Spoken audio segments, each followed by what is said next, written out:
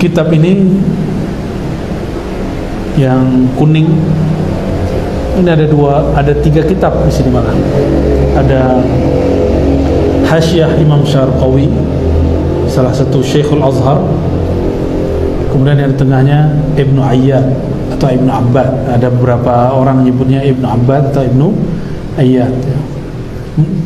Barangkali lebih tepatnya Ibnu Abbad. Sedangkan matanya ditulis oleh Sayyidi Syekh Ibnu Athaillah As-Sakandari. Yu'til hikmata man yasha wa man yu'tal hikmata faqad utiya khairan katsira. Kalimat yu'til hikmata man yasha ini menunjukkan bahwa ilmu hikam adalah ilmu wahbi, bukan wahabi. Ilmu wahbi. Apa arti wahbi? Pemberian. Semua ilmu itu pemberian. Hatta kalau saya baca, saya faham, itu diberi. Tapi ada asbabnya, qiraah. Ada yang dia riyadhah dulu, lalu dapat warid. Dia berwirid, dapat warid. Nah, ilmu wahbi itu mencakup semua, tapi lebih mutlak, bahwa ini langsung dari Allah Subhanahu wa ta'ala. Imam Al-Ghazali menyebutkan istilah ini, bahwa ada ilmu wahbi, ada ilmu dengan istilah lain, sabab dan lain-lain sebagainya, ya. Saya berguru, dengar guru syekh berkalam, lalu saya faham. Nah, berarti ini talaqi min syuyukh, bersanad. Gurunya disebut dengan babul futuh, bab yang membukakan qalb. Tapi kalau ilmu wahbi ini turunnya ke dalam qalbu, langsung masuk ke dalam qalbu. Siapa yang memberi? Allah yang menamakan dirinya Al-Wahhab, yang maha memberi. Maka pemberian itu lain dengan orang-orang awam. Orang awam yang disebut pemberian itu fulus, duit, rumah, kendaraan, sehat. Maka coba lihat orang-orang kalau doa, hatta dia berangkat ke Mekah, yang diminta kaya, yang diminta cuma sehat. Kan eman. Tuhan di sana di sini kan sama. Allah di Mekah sama Allah di Padang Panjang sama nggak? Sama. Terus kenapa dia kalau mau minta kaya harus ke Mekah? Sini aja. Kesana itu tawajuhnya yang harus dikuatkan, kolbunya menghadap kepada Rabbil Ka'bah, yang memuliakan Ka'bah itu yang harus dikencengin. Tapi inilah, bahkan ya keawaman ini diawetkan oleh sebagian ulama, bukan ulama ya, sebagian dai. Dai itu pinginnya umat itu awam terus. Ini menyedihkan. Depan di antara pintu Ka'bah dan Hajar Aswad, itu multazam, minta semua hajatmu. Emang kalau kita nggak minta di situ, kenapa? Dan sudah banyak kawan saya minta di situ nggak ada yang mustajab.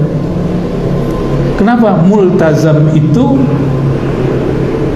idzal tazamal qalbu, ketika qalbu iltizam, baru dia multazam. Itu multazam makani.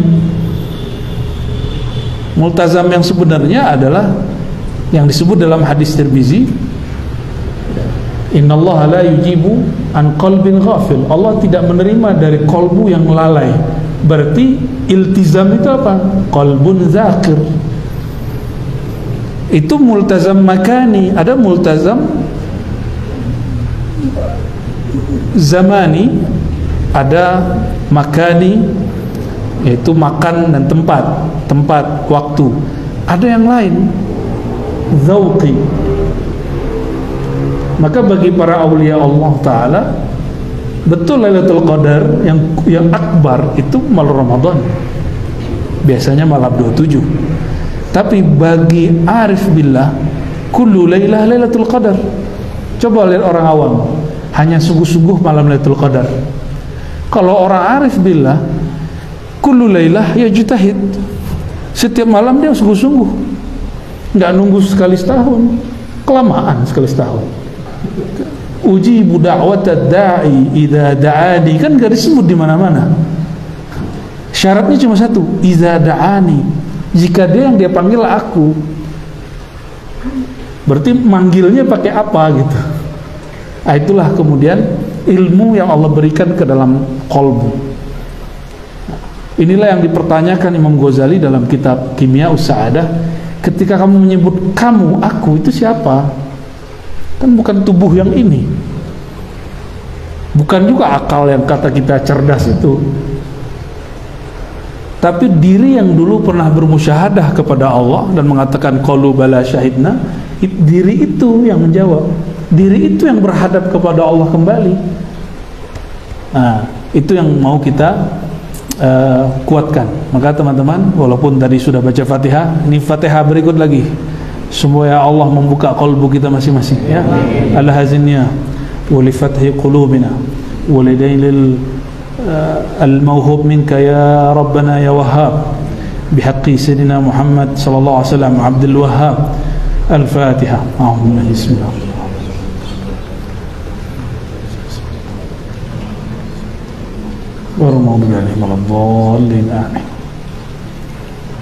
Kita mulai buka halaman kedua, yang Hamis dulu ya. Kayaknya bener kayak antum bilang tadi itu. Sini yang kosong bawahnya. Yang Hamis berkata Imam Asy-Syarqawi, Alhamdulillah Rabbil Alamin, wa sallallahu ala Sayyidina Muhammad wa ala alihi wa sahbihi wa sallim.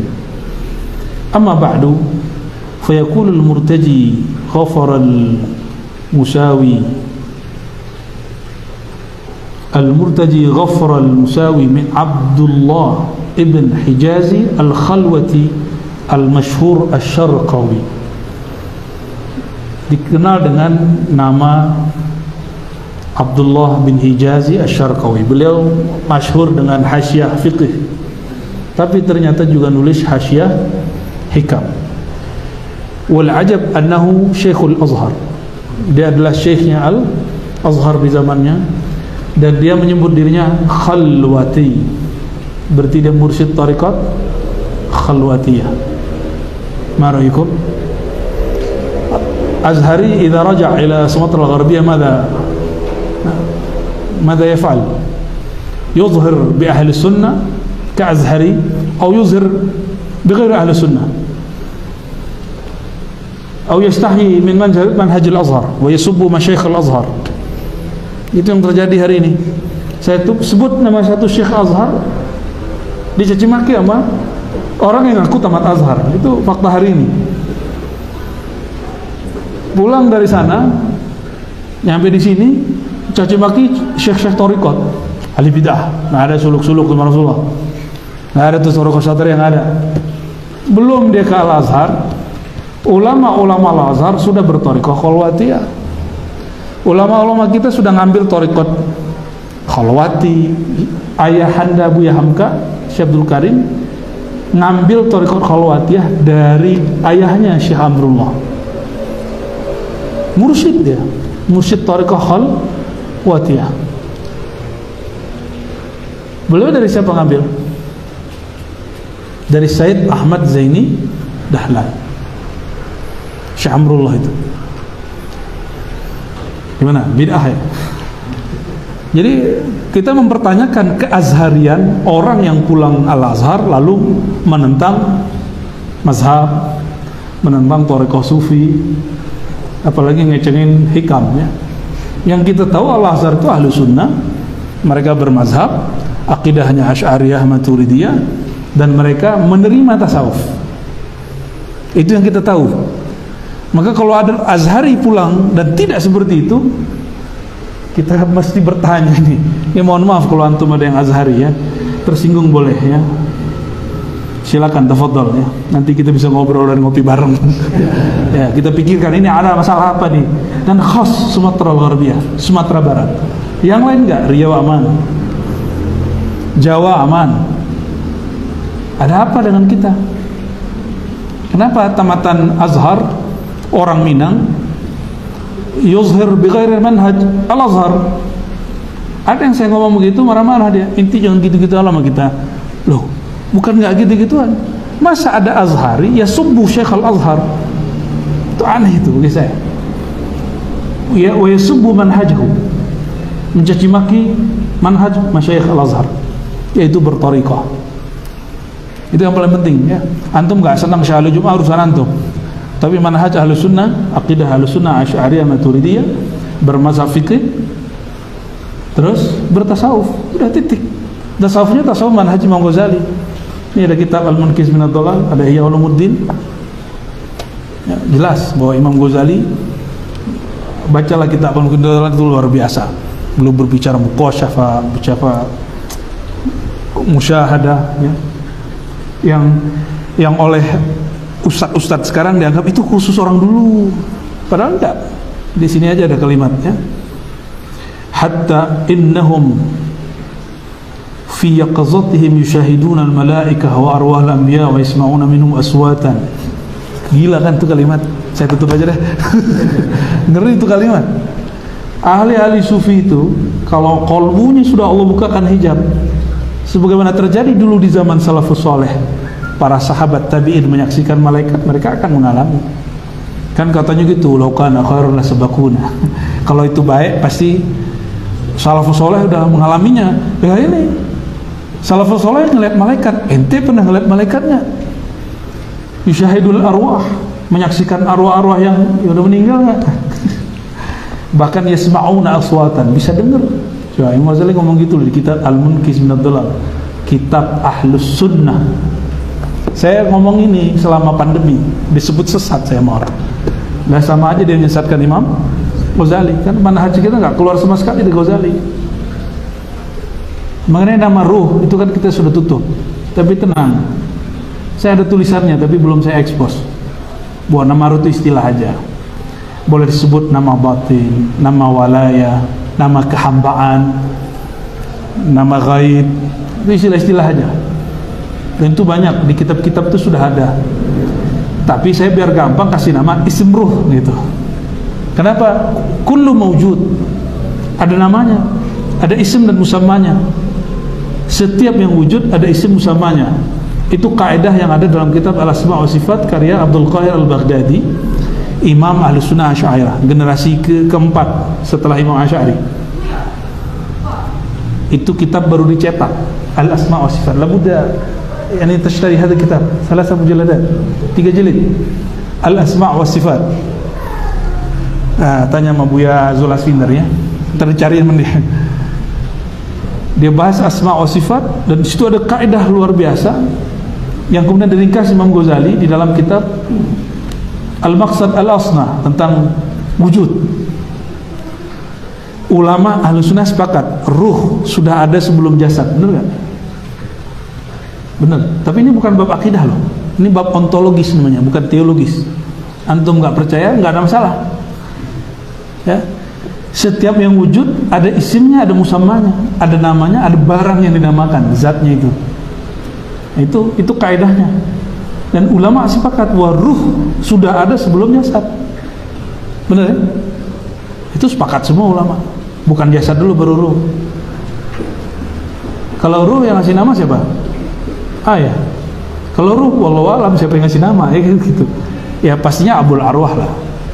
Nah, tapi kajian itu sudah saya tutup. Tapi orang kalau bertanya secara ilmiah, ada teksnya, ada dalilnya, ada penafsirannya. Kalau ada orang tidak sepakat, silakan buat tulisan sendiri, nggak ada masalah. Jadi itu sudah masuk ke ranah ilmiah ya. Ada orang dulu nggak sepakat dengan kitab Hunyah, saya sebut itu sumber nama ruh, nggak apa-apa, itu kan penafsiran dia, saya punya penafsiran sendiri. Siapa yang mengatakan pendapat dia lebih benar dari saya atau pendapat saya lebih salah dari dia? Kan nggak ada, kan nggak ada jaminan. Nah, biasakan berbeda ketika kita bab kajian ilmiah. Jangan kemudian memaksakan orang harus sama kayak kita. Ya, kita sudah biasa beda sama orang, ya, beda bab ini bab itu. Hatta dalam bab teologis, bab kalam itu ada perbedaan dan nggak ada muskilah. Kenapa kemudian dalam bab ini dan itu kemudian orang nggak bisa terima?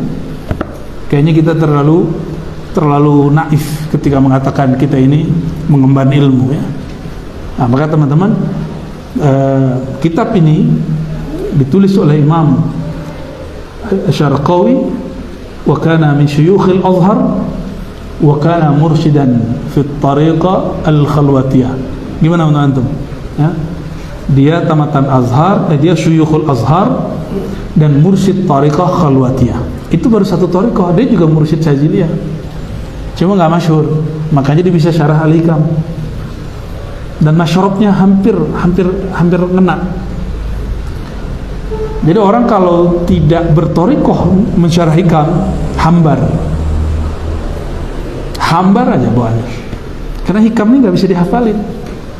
Hikam ini ilmu zauq. Nah, di kitab Al-Munqidh Ad-Dhalal apa kata beliau? Ilmu torikoh tasawuf itu bukan ilmu kamu membaca, kamu hafalkan, kamu fikirkan, enggak, kamu diskusikan, enggak. Maka diskusi ilmu tasawuf lain dengan tasawuf.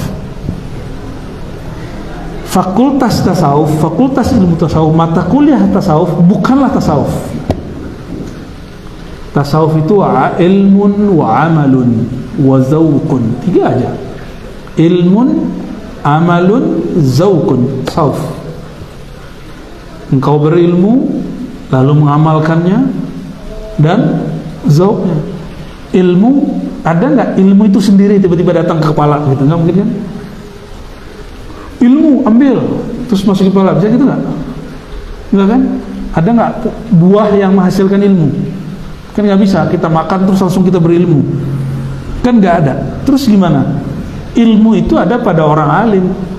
Maka syartu akhzil ilm, syarat mengambil ilmu mesti min suduril alim, dari dada orang alim. Nggak bisa kitab ini dia berilmu nggak? Kitab nggak ada ilmunya. Kitab itu hanya nukil teks. Ilmu itu di orang yang menjelaskannya. Maka kalau kita tidur sama kitab 7 hari 7 malam juga nggak ada yang nempel kalau kita nggak dengerin dari ulama. Ya, antum baca sendiri. Itu namanya mau mikirkan isi kitab. Tapi kalau kita talaki dari syuyukh, baru di situ ada naqlul ilm. Ya, naqlul ilm. Nah, ilmu tasawuf seperti ilmu hadis mesti ada syekhnya. Ahli hadis nggak punya syekh gimana? Kata Imam Suyuti naqlan an masyayikh, la yu'khazul ilm an suhufi. Tidak boleh ngambil ilmu dari suhufi, orang yang ngambil dari lembaran-lembaran. Walal Qur'an an mushafi. Tidak boleh ngambil Quran dari orang yang langsung baca mushaf. Kita tambahin walat tasawuf an apa? An qari'il kutub. Nggak boleh ngambil tasawuf dari orang yang baca kitab dan mudda'i wa yuksirul kalam. Ilmu tasawuf bukan ilmu cuma ngomong-ngomong doang. Dia ada riyadhahnya, ada amalnya. Nah, saya dulu mencoba menghafalkan Al-Hikam dan putus asa. Lalu kita ambil satu thariqah, kita amalkan dengan bimbingan masyayikh. Setiap hari itu seakan-akan hikam itu ada di depan saya. Hari ini makna ini turun, hari ini itu misalnya pagi apa, ntar ada sholat subuh apa, ntar waktu duha apa lagi, begitu aja deh, udah kayak ngaji. Padahal kita cuma zikir doang, menyebut nama Allah, Allah. Ada juga nggak begitu? Ya, ada orang yang dikasih kayak kasyaf nur, ada yang nggak, dia susah tidur, selama dia zikir dia gampang tidur. Itu anugerah juga tuh. Lumayan nih kan.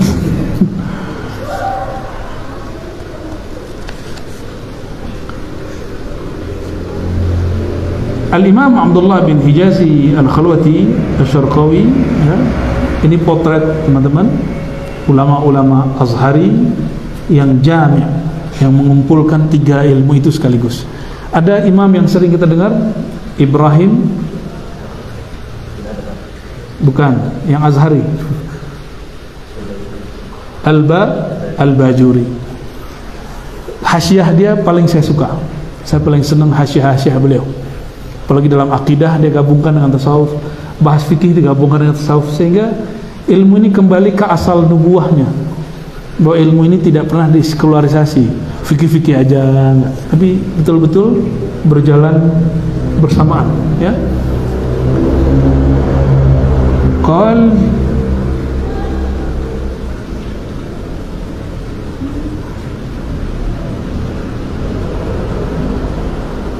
Kata beliau, hadhihi taqyidat latifah ala hikamil arif billah Sayyidi Ahmad ibn Athaillah qaddasallahu sirrahu.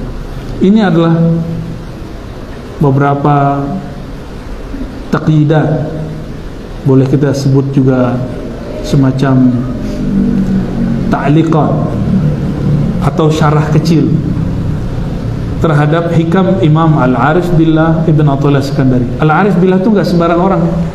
Al-Arif Billah itu orang yang sudah sampai musyahadah, anta abudallah ka'annaka tarah, baru boleh digelari Al-Arif Billah. Oh, dia ngajar hikam, belum tentu dia Arif Billah. Ya, mungkin namanya Arif karena anaknya Arif.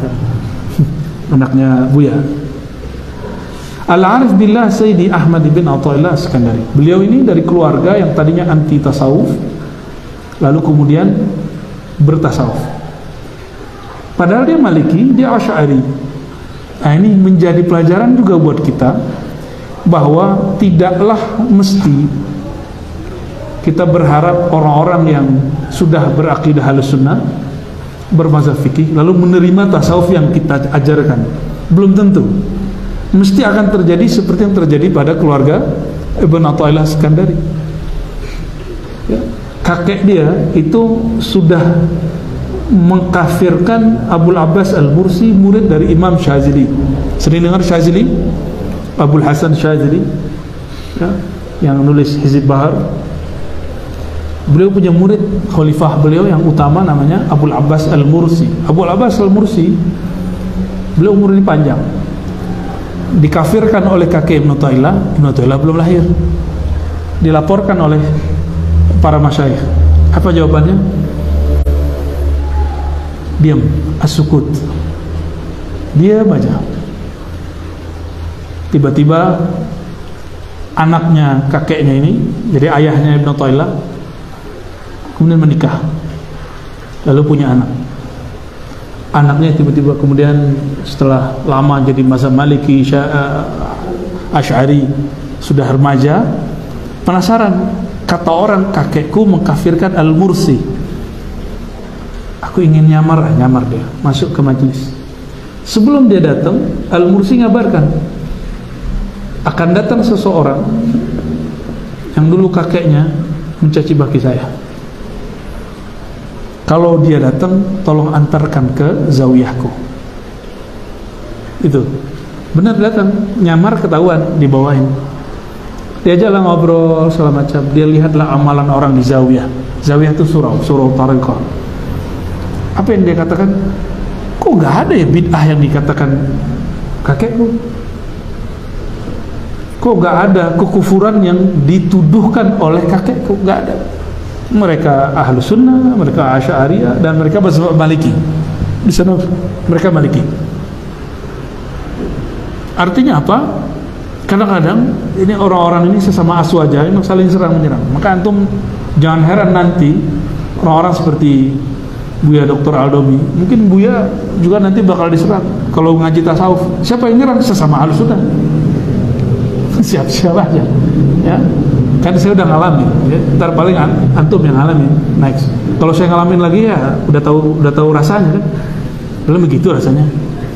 Paling orangnya itu lagi kan. Sama aja. Ya. Imam Athaillah ini potret. Ketika dia melihat begitu, malah dia kemudian tertarik dengan Al-Mursi. Apa kata Al-Mursi? Saya akan kader kamu bermufti dalam dua mazhab, mazhab zahir dan batin, mazhab Maliki dan Thariqah Sufi. Dan berhasil. Itu berhasil. Al-Mursi ini sezaman dengan Busiri, pengarang Burdah, sezaman dengan Imam Ibn Al-Abban, sezaman semua. Tapi Ibn Al-Abban ngambil ilmu dari dia. Ahli hadis tapi cenderung kepada tasawuf, ya. Nah, Ibnu Athaillah Sekandari Ka'an-Mudhaj, ya, seperti ya, potret lah untuk kita semua, bahwa tidaklah mesti kita akan mendapati orang-orang yang mengaku Ahlussunnah menerima bab ini, karena tidak semua orang Ahlussunnah itu memahami manhaj Imam Ghazali. Gak usah ini kitab tebal apa tipis? Tipis, tapi mereka nggak mau baca. Al-Munkis minad Dhalal, baca, beresin baca kitab ini, antum nggak akan tolak pembahasan tentang tasawuf, nggak akan tolak. Dahsyat ini kitab. Ini kitab yang banyak merubah cara berpikir saya. Nah, sudah ada terjemahannya, silakan dilihat. Kalau susah bahasa Arabnya, cari terjemahannya. Al-Munkiz minad Dhalal. Baru baca Ihya Ulumuddin, jangan langsung ke Ulumuddin, pincang ntar kakinya, ya. Apalagi langsung ke Hikam, ya. Langsung ke Hikam, terlalu cepat. Tapi ya sudahlah, ini saya yang wakililah baca Al-Munkiz minad Dhalalnya. Intinya sederhana, Imam Ghazali mencari kebenaran lewat ilmu saintis, ilmu eksak, ilmu fisika segala macam, mencari ilmu melalui fikih, usul fiqh, ahli kalam. Sebelum ke tasawuf dia belajar falsafah.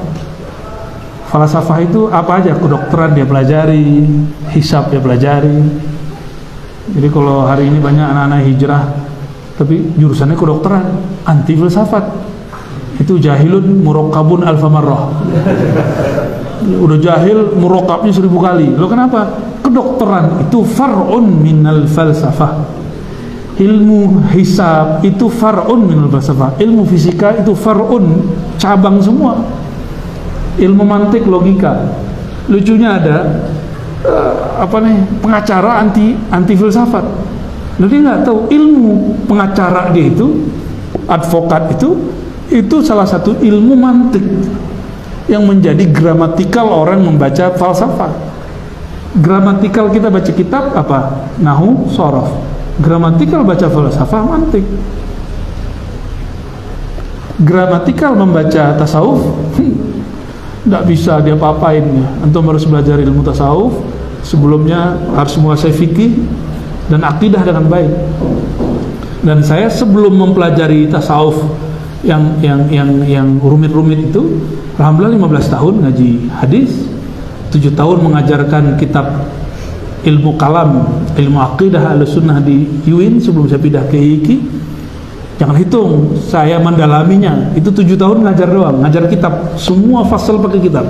Mulai dari Patan Fiqhul Akbar sampai semua mu'alafat yang matbu' dalam mazhab Imam Syafi'i, Imam Asy'ari. Kita kaji, alhamdulillah. Abdul Qadir Al-Baghdadi. Insyaallah senjatanya cukup lah. Ya, kalau salah-salah dikit ya maklum lah. Tapi insyaallah ada orang nyamar jadi sufi, saya tahu. Insyaallah nyamar jadi kalam, bisa dicek. Sebagaimana ada orang nyamar pura-pura tidak sufi, insya Allah bisa ketahuan. Jadi ilmu ini harus punya basic-basic memang. Dan kita bersyukur kepada Allah SWT. Allah menakdirkan bisa ketemu masyayikh yang kemudian membekali sebelum baca ini, ya, ketemu ahli hadis, ketemu ahli akidah dan sebagainya. Kalau kemudian ada perbedaan, itu biasa. Emang guru sama murid sama semua, kan harus beda, ya. Imam Ghazali beda loh sama gurunya, ya, Asy'ari itu melawan gurunya. Ya, mau dibuat lagi sejarah melawan guru, janganlah ya, cukup dia aja. Baik, apa kata beliau?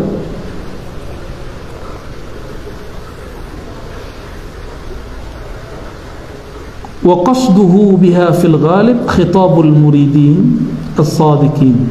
Maksud hikam ini adalah untuk mengkhitab para murid, untuk berbicara menasihati para murid yang shadiq. Berarti murid itu ada dua, murid kadzib, murid shadiq.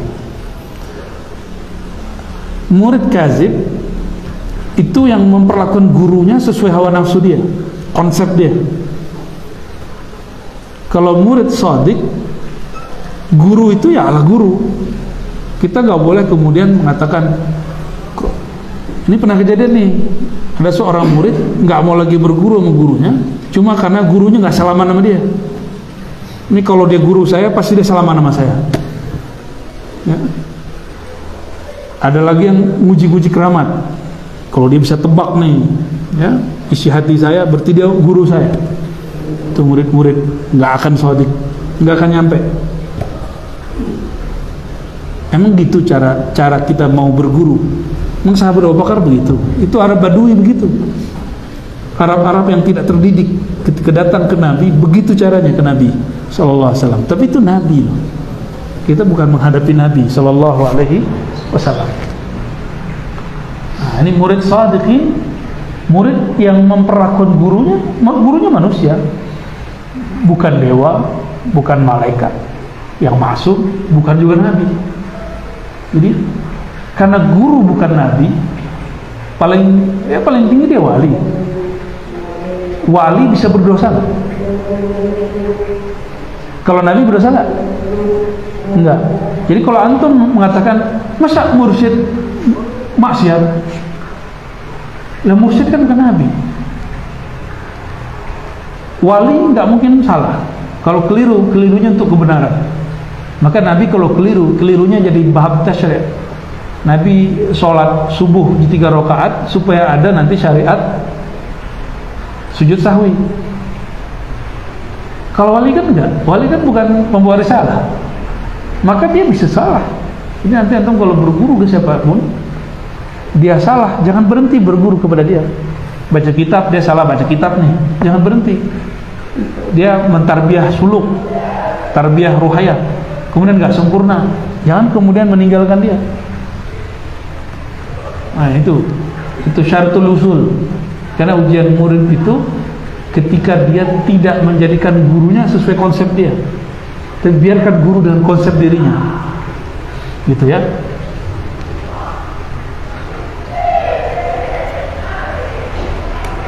Nanti ada murid ngomong ini, masa mursyid ngerokok? Dalam konsep dia, guru itu enggak ngerokok. Jadi ngerokok itu membatalkan keguruan. Gawat juga nih muridnya. Ya. Emang ada kaidah begitu? Kan nggak ada. Kalau kita ngerokok, cukup saya nggak ngerokok, tapi saya nggak marah ngerokok. Itu cukup lebih aman. Ya. Nah, kadang-kadang kita sering memperlakukan guru dengan ideal yang sebenarnya itu nggak ideal. Itu menyiksa diri. Ya. Wa taraqqihim, nah, dan untuk mengangkat mereka ke maqamil irfan, ke maqam kema'rifatan. Irfan itu ilmu yang tadi ada di dalam ilmu wahbi itu. Jadi apa yang ada dalam ilmu wahbi disebut irfan, ilmu ma'rifatullah. Fayanbaghi lana an naqtasira ala bayani maqsudihi bihasabil imkan. Maka kami seyogyanya akan mengikhtisar kitab ini semampunya. Karena syarah hikam ini banyak sekali. Terakhir yang mensyarah itu Syekh Al-Buti, karena beliau ini seorang usul fiqh dan juga usul kalam, maka kental sekali ilmu kalamnya, sangat kental ilmu kalam beliau. Wah, orang agam ini datang sama pasaman ya. Kita baca yang pertama. Bismillahirrahmanirrahim. Min alamatil i'timadi 'ala al-'amal nuqsanur raja inda wujudiz zalal. Temu. Ya, sama-sama kita baca. Min alamatil i'timadi 'ala al-'amal nuqsanur raja inda wujudiz zalal. Oke, tutup lagi. Min alamat, di antara tanda-tanda orang-orang yang tidak bergantung kepada Allah tapi bergantung kepada nafsiyahnya, dirinya. Apa itu? Nuqsanur raja. Di situ disebutkan amalnya. Amaliyah itu kan amal nafsiyah. Berkurangnya harap kepada rahmat Allah ketika terjadi zalal, kesalahan-kesalahan atau maksiat.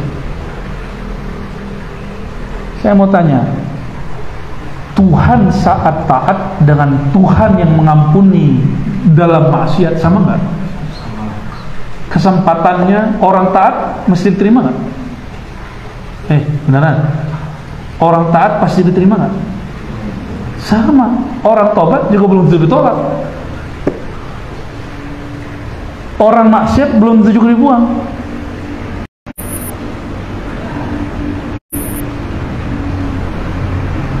Ujian itu 2, zahir batin. Ujian zahir, ekonomi, badan sakit, cekcok keluarga, itu zahir. Ditinggal teman, itu zahir.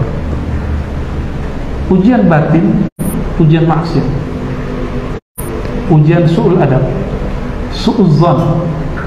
Jika ini terjadi, terjebak nih di maksiat, mau terus maksiat atau kembali. Harapnya kita kalau taat supaya diterima,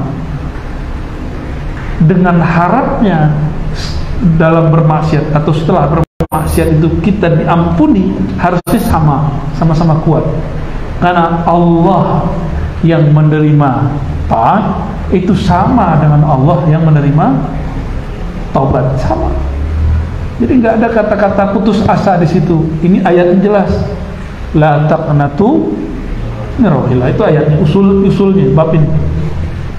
Pokok kaidah dari teks pertama itu adalah jangan berputus asa terhadap kelapangan rahmat Allah Subhanahu wa ta'ala. Ini jadi harapan bagi kita. Jangan dikira antum nggak punya maksiat. Maksiatnya para muallim itu lebih dahsyat karena maksiat qalbiyah. Orang awam mesum pikirannya wajar, tapi kalau kita mesum itu dosa kita lebih gede. Dosa kita lebih gede. Dan karena belajarnya lebih dahsyat, biasanya ujiannya lebih dahsyat di pikiran. Maka jangan heran kalau 1-2 ustadz terjebak, terlibat dalam hal-hal seperti itu. Itu dimaklumi, manusiawi kok, bukan malaikat. Setelah kita mengkaji kitab kuning, itu jadi malaikat nggak? Antum jadi maksum nggak? Dan harus mengakui dalam hati sendiri, kita ini, kolbu kita nggak ada yang bersih. Nggak ada yang bersih sama sekali. Minimal antum iri sama orang lah. Iri sama teman, iri sama orang yang lebih diperhatikan dibandingkan kita, itu juga dahsyat. Itu ujian juga. Yang paling bahaya maksiat batin ini. Maksiat batin itu al-kibr, sombong, na'udzubillah, merasa lebih alim, merasa lebih suci, lama-lama jadi panitia surga. Itu udah gawat, itu udah istidroj sudah, dan sudah banyak yang kena begitu. Maka perlu kita belajar hikam lagi dari basic yang dasar-dasar lah ya.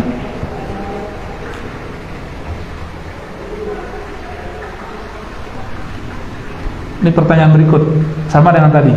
Tuhan di sini sama di Mekah sama? Oke.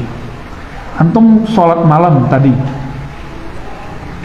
doa pagi-pagi, yakin ya? Yakin mustajab ya? Mantap.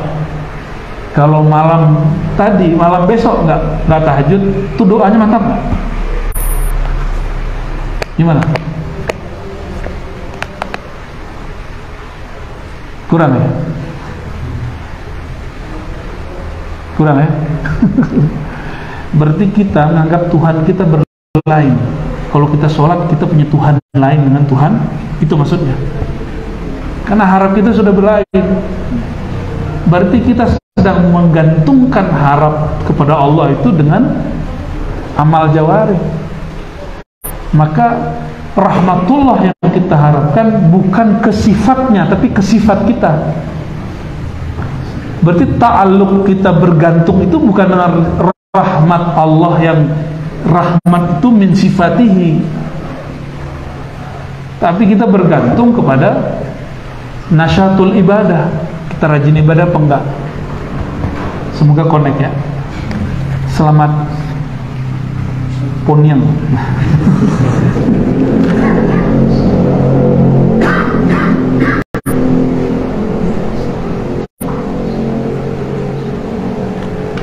Maka dalam hal ini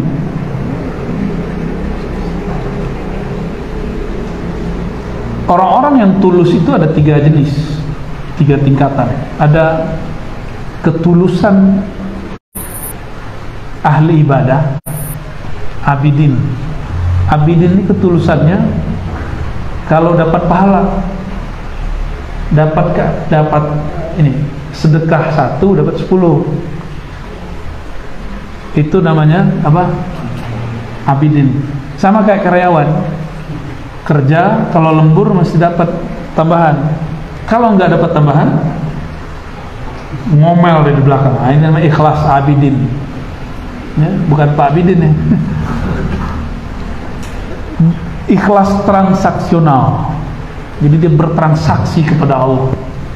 Dianggap ibadah dia itu sesuatu yang dengan ibadah itu dia bisa membeli sesuatu dari Allah Subhanahu wa taala. Nah, ini bahayanya. Cuma ini untuk level awam sudah hebat. Dia sudah ahli ibadah. Namun sayangnya mereka ini akan merasa sudah sangat soleh dengan ibadah-ibadah yang sudah ada. Rajin umroh, rajin sedekah, rajin sholat tahajud. Nanti antum coba lihat. Bukan gak usah lihat. Sudah kita lihat selama pandemi, orang-orang yang paling ketakutan itu orang yang dulunya lebih banyak tahajud, rajin ke masjid, tapi batin dia belum bertakluk kepada Allah Subhanahu wa taala. Dia baru ibadah zahir, belum ibadah batin. Maka ada level 2, level salik. Salik ini udah gak minta balasan materi. Jadi torikotnya Yusuf Mansur dilewati. Yang pertama itu torikot Ustaz Yusuf Mansur tuh. Makanya banyak yang nuntut beliau sekarang kan. Sian juga tuh orang-orang tuh. Maksudnya Ustaz Yusuf Mansur ini biar orang gampang sedekah. Cuma kesalahan orang tuh berharap dari dia balasannya.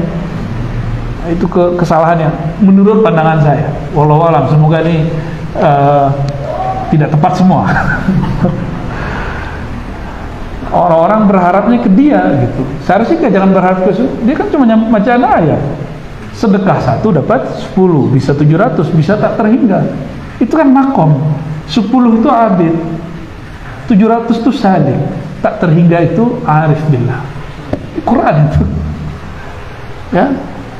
Dan itu satu paket kan ayatnya. Masalu kalimatin bukan.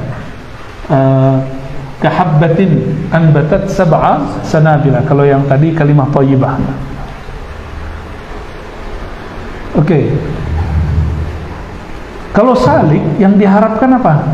Kesaktian, buka mata batin. Nah, ini ujian orang bertorikoh, ujian wiridan, ingin baca-baca isi hati orang. Nah, itu gimana? Ya. 1 aja belum beres gitu ya. Ini level 2 ini banyak di kalangan orang pengamal tarekat zikir. Karena pengamal tarekat belum tentu jadi sufi. Dia baru salik. Nah, ujian mereka lagi zikir tersingkap. Nah, ciri-ciri penyingkapan syaitania, penyingkapan itu bahasa Arabnya mukasyafah. Kasyaf syaitani, ciri-ciri 1 aja. Kashful aurat, membuka aib orang. Merem nih zikir, wah makomnya nggak tinggi, itu dah. Itu ciri-ciri setan tuh. Ciri-cirinya 1 aja, membuat kita merendahkan orang, ya. Kemudian suuzon kepada orang. Nah, itu semua isinya kashful aurat, membuka aib. Padahal yang benar kashful ghaib. Kashful ghaib boleh, tapi kashful aurat nggak boleh. Nah, gimana kashful ghaib bisa terbuka sedangkan kita sendiri masih terhambat oleh aib-aib orang? Tambah titik 1 lah, ya, dari kashful aib kepada kashful ghaib. Ya. Baik. Maka para salik ini bertingkat-tingkat. Yang paling tinggi dia mencari sakinah. Dia zikir cari ketenangan, zikir cari sa'adah, bahagia. Jika dia zikir mencari bahagia, wirid cari bahagia, bertorikoh cari bahagia, hijrah cari bahagia, dia sudah masuk level salik paling tinggi. Tapi kalau masih pengen sakti, pengen kebal, pengen bisa jalan di atas air, itu norak semua tuh. Ya, level itu. Burung tiap hari terbang nggak sakti, ya kan? Apalagi as-samak, al-hud, ikan dalam air tiap hari nggak mati-mati tuh. Kalau cuma 2 jam 3 jam di air terus nggak mati-mati biasa. Ikan mah dari lahir sampai mati deh. Jadi Ini ujiannya para salik. Nah, ketika dia berzikir, ketika dia sedekah, baik abid atau yang salik, udah sedekah nih lewat Ustadz A, nggak wujud yang 10 itu atau yang 700 itu, muncullah syak. Ngamuk-ngamuklah kepada Ustadz Yusuf Mansur, ngamuklah ke Buya kita nih misalnya, ngamuklah ke siapa. Terjadi nggak? Terjadi hari ini. Saya nggak bela Ustadz Yusuf Mansur, ya, saya cuma bela ayat aja, menjelasin ayat ini. Mereka kan ayat-ayat Allah semua. Dan juga nggak mau nyalahin orang-orang yang sedekah itu. Ini kita mau menterbiah, mau naik kelas nggak? Atau mau terus-terusan begitu? Mau terus-terusan sedekah berharap 10. Kalau itu nggak usah jadi mukmin. Orang mukmin, orang kafir, kalau dia memberi sesuatu pasti dapat 10. Benefitnya itu dari Allah sudah, pencipta alam semesta. Nggak mesti mukmin nanti. Kan disebutkan hasanah. Setiap hasanah bi'asyri amsalihah, nggak diwajibkan di situ syarat mukmin. Tapi kalau yang mukmin mesti dia, nah yang 700 itu minimal mukmin dulu. Apalagi yang mukhlis arif itu yang tidak terhingga.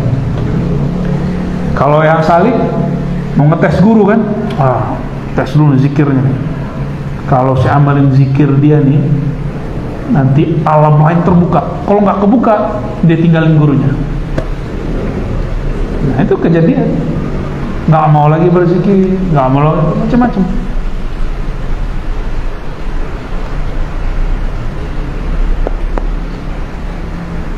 Berarti dia beragama ala-ala dia. Itu yang disebut aksarina amalan, ya. Yang ketiga itu tingkatan tertinggi arif, menyembah Allah karena Allah layak disembah. Muji seseorang karena ingin ditraktir dengan muji seorang karena dia layak dipuji, beda nggak? Antumnya dipuji, ente keren tat, ya? Gimana? Biar dibayarin makannya. Jadi nanti kalau orang itu muji lagi, kita bilang, ente mau dibayarin apa lagi nih? Ya, banyak kalau orang memuji Allah karena ada mau. Puasa karena ada mau, tahajud karena ada mau, wiridan karena ada hajat. Kalau nggak ada hajat nggak wiridan. Kalau dia sudah wiridan, hajat nggak wujud juga yang disalahin Tuhan. Nah ini bahaya orang-orang yang menyandarkan dirinya kepada harapannya kepada amalnya. Orang ini belum disebut mutawakkil. Ya. Kalau yang ketiga itu memuji Allah karena Allah layak dipuji, bukan karena dia menantang Allah, bukan karena Allah memberikan dia kesaktian. Menyembah Allah bukan karena ingin masuk surga, tapi karena yang punya surga diharapkan ada ridho darinya, ada ridho dari yang punya surga. Kalau yang punya surga ada ridho pasti masuk kan? Ya, suka-suka antum. Orang kalau udah senang, ini anggap rumah sendiri, ya kan? Itu kalau udah senang. Kalau nggak senang, kamu siapa? Dari mana? Mencari siapa? Begitu. Tapi kalau sudah ridho, anggap rumah sendiri, ya, cuci piring sendiri. Itu ilmunya Pak Letkol itu ya.